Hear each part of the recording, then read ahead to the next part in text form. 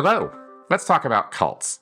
I don't mean cult classic films or celebrity cults of personality, but actual destructive groups that deceive their members from the very beginning and use coercion, threats, and even physical punishments to keep the members in line. These are groups that captivate, control, and sometimes destroy. But what makes them so alluring? Why do people get pulled into groups that seem so dangerous or extreme? To answer that, we have to understand something deeply human, the need for social connection and belonging.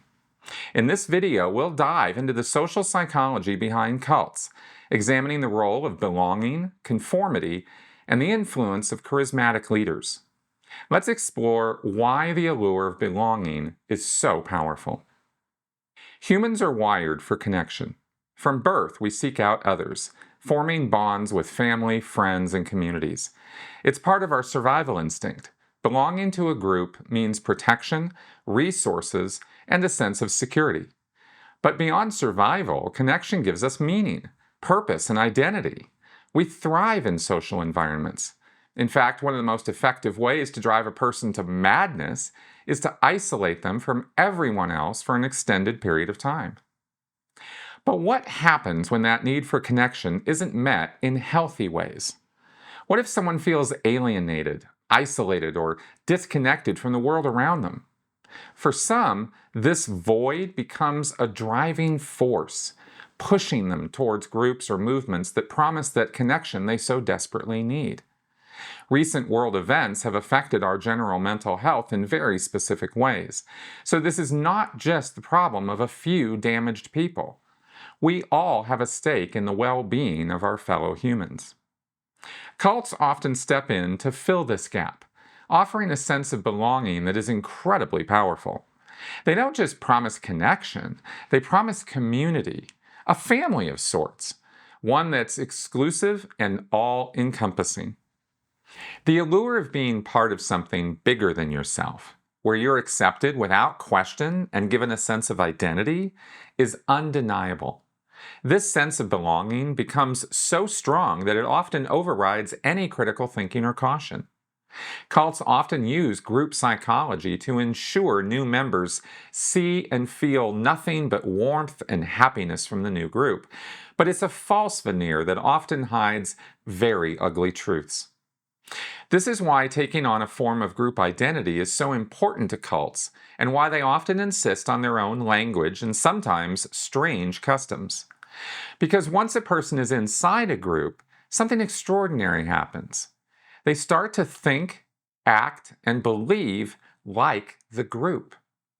This is the phenomenon of groupthink, a psychological process where the desire for harmony and conformity in the group leads to irrational or dysfunctional decision-making. When people are in a group, they often stop questioning decisions or beliefs. They suppress doubts because challenging the group can feel like a threat to their place within it. In cults, this dynamic is taken to an extreme. Members begin to prioritize the group's identity and ideas over their own individual thoughts. Through repeated reinforcement, isolation from outside perspectives, and emotional manipulation, cults create an environment where conformity is not just expected, but demanded. The pressure to conform can become overwhelming, and those who resist are often labeled as traitors or enemies.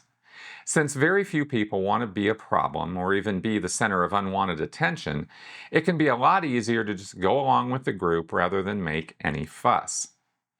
It's important to realize that this isn't just about blind obedience.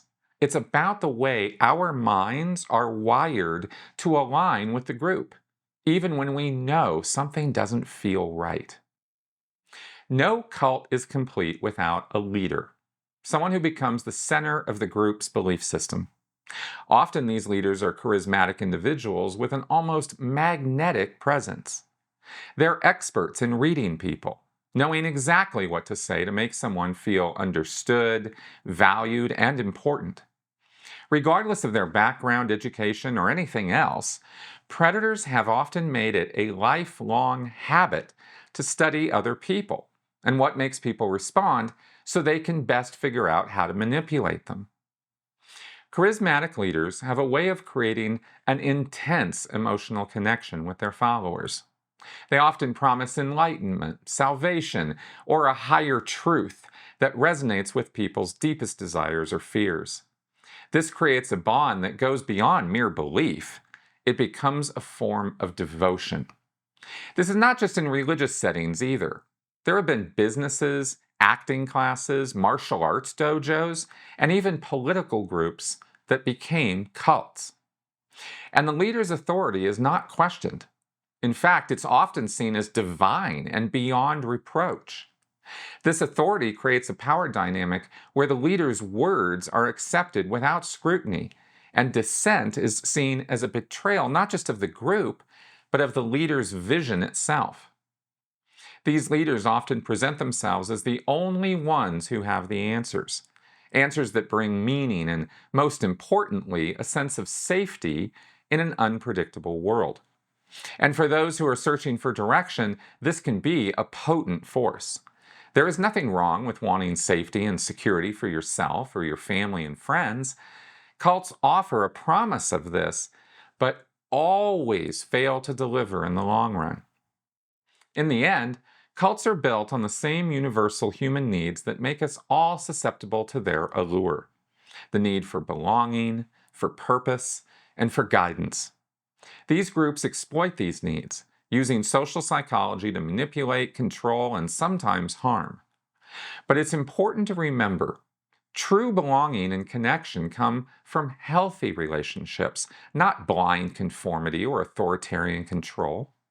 We can all seek connection in positive, supportive ways, finding communities that encourage growth, critical thinking, and individuality. When we understand the social dynamics that make cults so powerful, we can better protect ourselves and those we care about from falling into their grasp. Thanks for watching.